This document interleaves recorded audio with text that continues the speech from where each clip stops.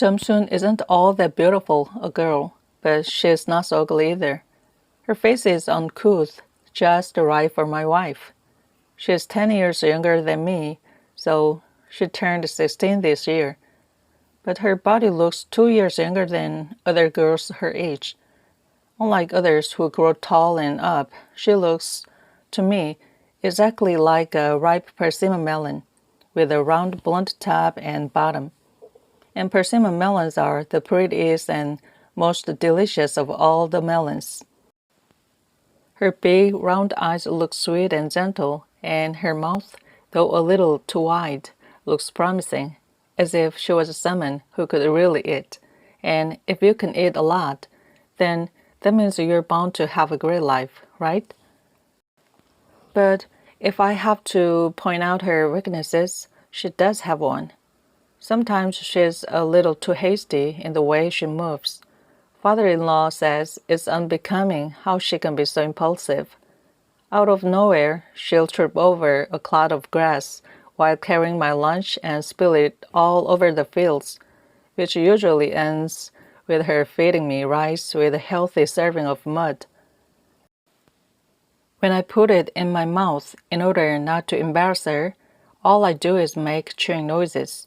I don't know if I'm about to eat mud or rice. But that day, she somehow brought my meal to me intact and gently placed it down on the dry end of the field.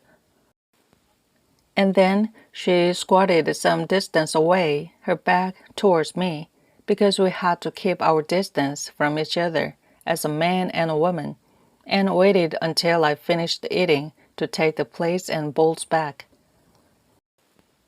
When I finished eating, she came to pick up the plates and bowls. But then she suddenly surprised me, didn't she? While laying plates and bowls on top of each other in the wooden lunch bowl, she muttered under her breath, "Gonna just work day and night and do nothing else, aren't you?"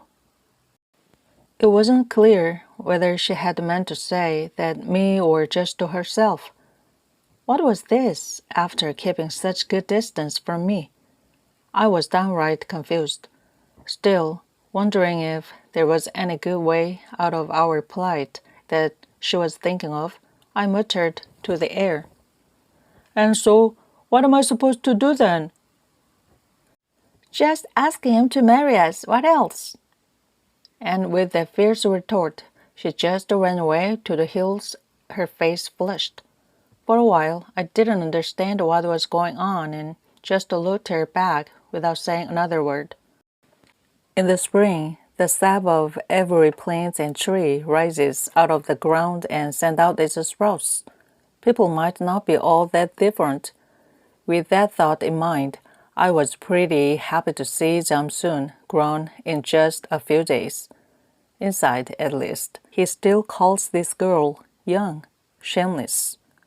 When we went to see the village headman, he was feeding pigs at the pigsty outside of the bush clover gate of his house.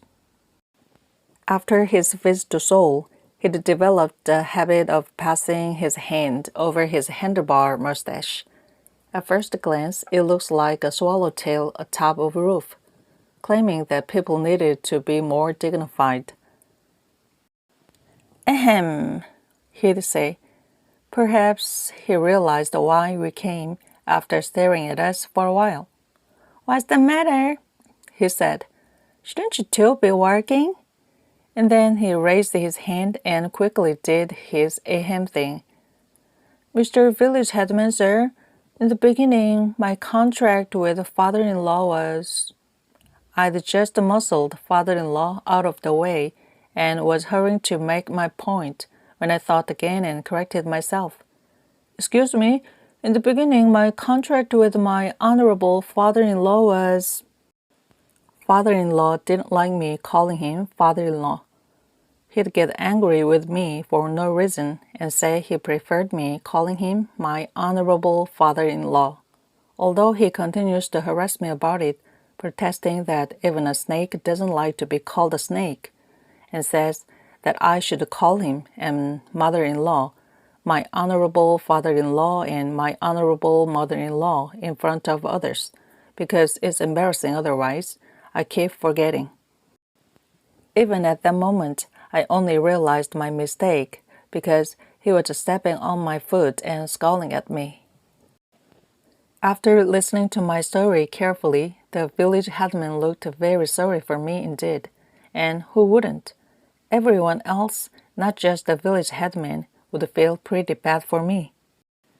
After picking his nose with his pinky, the nail of which he grew long on purpose, and then flipping the dried mucus away, he said, as I expected, "So, Master Bongpil, why don't you go ahead and marry them then?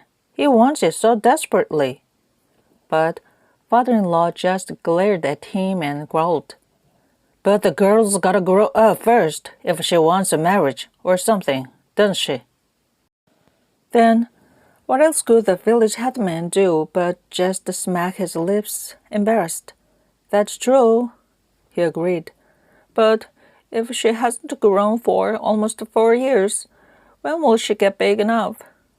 Just forget it and pay me my ages then." "My, you! Did I tell her not to grow? Why are you throwing tantrum at me?" "So, how did my honorable mother-in-law, who's as small as a sparrow, end up with a father-in-law and bearing a child? Mother-in-laws are shorter than Jumsoon by the length of an ear." Father-in-law laughed loudly at this. Still, he looked like someone who just swallowed a stone, and then gave me a sharp elbow in the ribs while pretending to blow his nose. The nerve. So, pretending to shoo away a fly from my calf, I bent over and shoved him hard from behind with my shoulder. Father-in-law whirled around, almost bumping into the bush clover gate in the process, and then stood up straight to glare at me. I felt great satisfaction seeing him unable to call me a son of a bitch or something worse. After all, we were still in front of the village headman. But in the end, I still had to return without achieving any of my intended results and go back to planting the rice seedlings. Father-in-law had left after whispering something to the village headman's ear, and then the village headman had serenely delivered his judgment for my sake. Although Munte thought his final words weren't at all for me, more for the 2 stakes of land he was farming for father-in-law, but I don't think that's the case. What you said was right too, in fact. It's not wrong to be in a hurry to have a son at your age, but if it don't work or if you run back home during a busy farming season, you might have to go to jail for damages. I was alarmed by this. Haven't you heard of the man from Sampo village who was sent to prison for burning his own mountain forest? Now you can go to prison for burning your own forest. So how much more serious do you think it'll be to ruin someone else's harvest? And you say you'd make a petition at the governmental office. I did say that I'd petition at the governmental office to get my wages. But you'd be exposing your own crimes too. Besides, as for the legal age for marriage, you have to be 21. Of course, you're worried that you'll have a son late. But Jumsoon's only 16 now, isn't she? And yet, your honorable father-in-law told me just now that he'd married you this fall no matter what. You should be grateful. Now, why don't you hurry on back and finish planting those rice seedlings? And now, if you can, say no more. Off you go. So, I hadn't complained at all until this morning. In retrospect, my fight with the father-in-law was quite unexpected. Father-in-law was the kind of man who really liked to strut in front of the tenant farmers. He liked to put on airs. He'd thrust his belly forward and say, "Aristocrats are those with money, and no one else."